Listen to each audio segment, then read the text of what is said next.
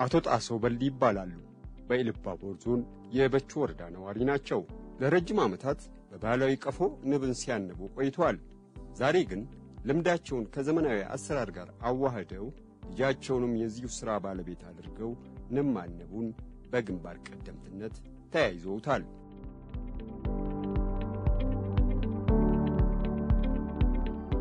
በ2016 ነው የጀመርነው። ባህላዊ ቀፎ እስካሁን ድረስ ወደ 34 አሉ። ሌሎቹ ተቆርጠው ከውስጡ ሰም አውጥተናል። ከባህላዊ ውስጥ ሌሎቹ 210 ዘመናዊ ቀፎዎች አሉ። በአሁኑ ሰዓት ከደህና ንብ ያለችበት 135 ነው። አዎ እንግዲህ ዘንድሮ አወጥተን ወደ 400 ኪሎ አወጥተናል።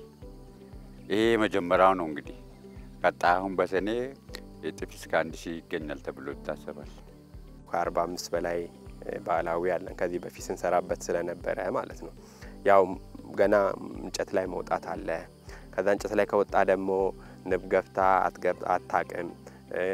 እነዚህ ቁጫጮች የተለያዩ ነገሮች ንቦችንም መረበሽ ይችላሉ ማለት ነው። ይሄ ዘመናዊ ከመጣ ደግሞ ያው በየጊዜው ማየት ትችላለህ።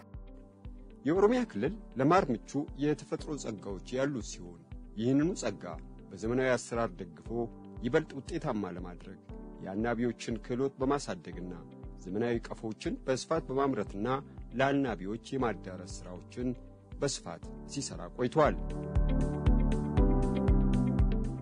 ዘመናዊ ቀፎ የምናገኘው መንግስት ኢኒሼቲቭ አድርጎ ባመጣልን ነው። በጣም በአሪፍ ዋጋ በሆነ መልኩ ነው እየመጣልን ያለ ነው። ከውጭ እንገዛለን ብንል ከ5000 ምናምን ብር በላይ ነው። ነገር ግን ትራንስፖርቱንም ጨምሮ አንተን በመሰራበት አካባቢ ላይ ድረስ ነው መንግስት እያመጣልን ያለ ነው። ዘመናዊ ቀፎ ስራን ለአትሊስት ለ5 ዓመታት እየሰራን ነበር። በዚህ በ5 ዓመታት ውስጥ ከ50000 ቀፎ በላይ ሰርተን ለማህበረሰቡ አስረክበናል። እንጀምር በትንሽ ካፒታል የጀመርን ሰዎች ዛሬ ላይ ትልቅ ደረጃ ላይ ደርሰናል። ጋጉሪ ተቆሞ ከነቲን የስኑ የተሰማራ ነው በንብ ቀፎ ስራ ላይ ነው። ቀፎ በመንሰራበት ወቅት መንግስት ጣውላ ያቀርብልናል። እኛ ደግሞ በጥሩ መንገድ ሰርተን በተመጣጣኝ ዋጋ ለአርሶ አደሩ እያደረስን እንገኛለን። ተፈተመው ጀተማቱሬ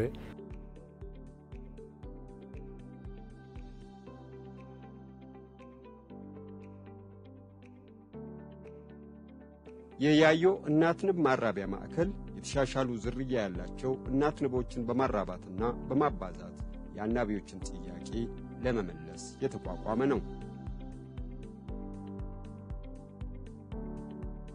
በዚህ ሴንተር ላይ የሚሰሩ ስራ አንደኛ ስልጠና ገበሬውን ስልጠና መስጠት ነው። በሙያቸው ብቁ እንዲሆኑ ማድረግ ነው። ሁለተኛ ደግሞ ፊልድ ላይ ያሉትን ስራዎችን በመደገፍና አርሶ አደሩን በማበረታታት የሚሰሩ ስራ አሉ ማለት ነው።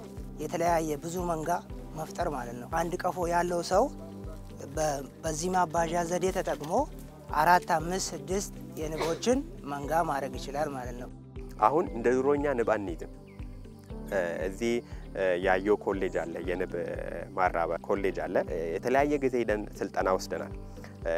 ቀን ቲዮሪ እንማራለን፣ ማታ ፕራክቲካል ነው የምናደርገው። አንድ ንብ መልካም ዝርያ እንዲኖር ጥሩ ምርት እንዲያመርት ከአንድ ቀፎ እስከ 10 እስከ 5 ድረስ ስፕሊት እናረጋቸዋለን፣ እናባዛለን ማለት ነው። ለምን ያ ንብ መልካም ዝርያ ስለሆነ ጥሩ ማር ስለሚያመርት ንግስቱንም እናባዛለን፣ ንቦቹንም እናሰፋቸዋለን ማለት ነው። አርሶ አደሮች ብዙውን ጊዜ የሚጠይቁት ንብ ከየት እናገኛለን ነው የሚሉት። ከዛ እንዴት ንብ ማባዛት እንደሚቻል እንዴት አንድ ቀፎ ላይ 4፣ 5 ማድረግ እንደሚቻል ከዚህ ነው ስልጠና የሚያገኙት። ከዚህ በፊት እዚህ ኢሉባቦርና በደሌ ብቻ ነው ስልጠና ነበርነው። አሁን ወደ ምዕራብ ወለጋ፣ ምስራቅ ወለጋ፣ ጅማ ምናምን አሰልጥነናል። ወደፊት እቅዳችን እንደ ኦሮሚያ ያሉ አርሶ አደሮች እዚህ መጥተው ነው የሚሰለጥኑት ማለት ነው። አብዛኛዎቹ እንግዲህ ያው የንብ ጉዳይ ቦታ ይፈልጋል። እዚህ ኤሪያ ላይ ትንሽ ከተማ ዳር ስለሆነ ከተማ ዳርም በብዛት እንግዲህ ጀማምሯል። ከቀደሙ ካለፈው ሁኔታ የቀፎ ግዢም የምንም ወደ ዘመናዊ እየዞረ ነው አካባቢ ነው። አሁን ብዙዎች በከተማ አካባቢም በማህበር ተደራጅተው ቀፎ እንትን ብለዋል። ብዙዎቹ የተነሱ ናቸው።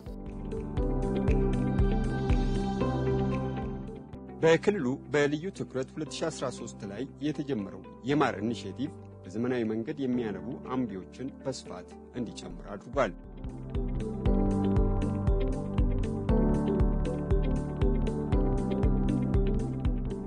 ማር ልማት ኢኒሼቲቭ እንደ ኦሮሚያ ከ2013 ጀምረን ነው የጀመርነው።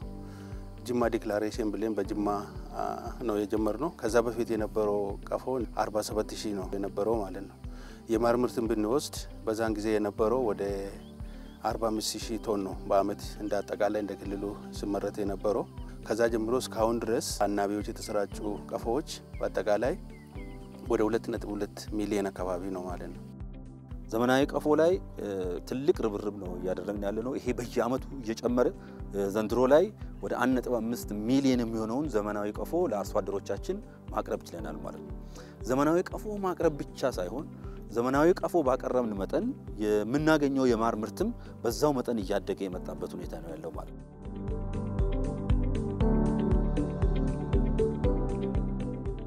የማር ምርትም ብንወስድ 45000 ቶን የነበረው በአመት እስከ 117000 ቶን ማምረት ችለናል እንደ ክልል ማለት ነው። ዘንድሮ ወደ 140000 ቶን እናመርታለን ብለን እንደ ክልል ነው ያዝነው።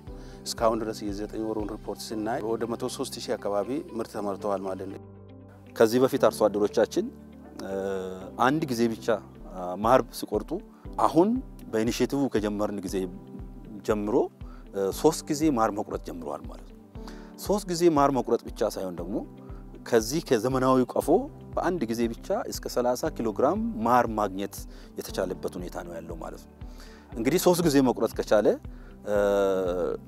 ወደ 90 ኪሎ ግራም ከአንድ ቀፎ አርሶ አደራችን ያገኛል ማለት ነው። ይሄ በትክክል ከሰራ በትክክል አልሰራም ብለን ደግሞ ምንል ከሆነ መካከለኛውን ቢያገኝ እስከ 60 ኪሎ ግራም ሊያገኝ ይችላል ማለት ነው በሶስት ጊዜ የማር ቆረጣ ማለት። ይሄን ስንመለከት ዘመናዊ ቀፎ ማቅረባችን በማር ምርት ላይ ከፍተኛ የሆነ ለውጥ እያመጣ ነው ያለው።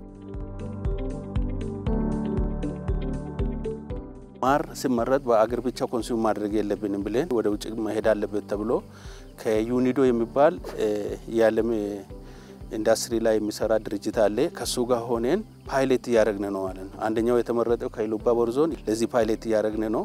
አርሶ አደሮች በራሳቸው ማራቸውን ወደ ውጭ መላክ የጀመሩበት ወደ 31 ቶን ወደ ውጭ መላክ ጀምረናል። የመጀመሪያ ምዕራፍ በማር ብቻ በደንብ ከሰሩበት ማናጅመንቱን ካጠናከሩ በማር ብቻ መኖር እንደሚቻል የሚያሳይ ማለት ነው። ከዛም ባሻገር ክልሎች ራሳቸው ከዚህ ከኦሮሚያ ተሞክሮ እየወሰዱ ነው። ዘመናዊ ቀፎ አቅርቦት ላይ ሰፊ እንቅስቃሴ እያደረግን ነው ያለነው። እሱን እናጠናክራለን። ቀፎነቱ ብቻ ሳይሆን ደግሞ ማርን ለማምረት የሚያስችል ዕውቀት በአርሶ አደር ደረጃ ማርን ማምጣት የሚያስችል ዕውቀት በእኛ በልማት ሰራተኞቻችን በቴክኒካል ግሩፖቻችን ደረጃ ሰፊ እንቅስቃሴ ነው እየሰራን ያለነው።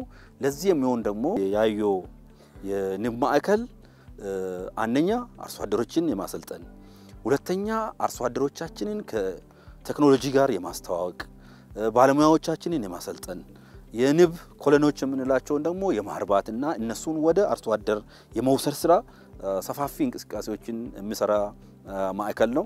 እንደነዛ አይነት ማዕከሎችን በስፋት ካጠናከርን በትክክልም ኦሮሚያን የማር ባህር ማድረጉ ከባድና ረጅም ጊዜ የሚወስድ አይደለም ማለት ነው።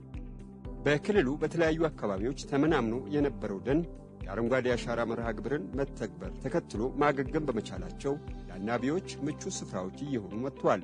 ይህም እንደ ሀገር የተያዘውን የማር ምርት ከማሳደግ አኳያ ሚናው የላቀ እንደሚሆን ይታመናል።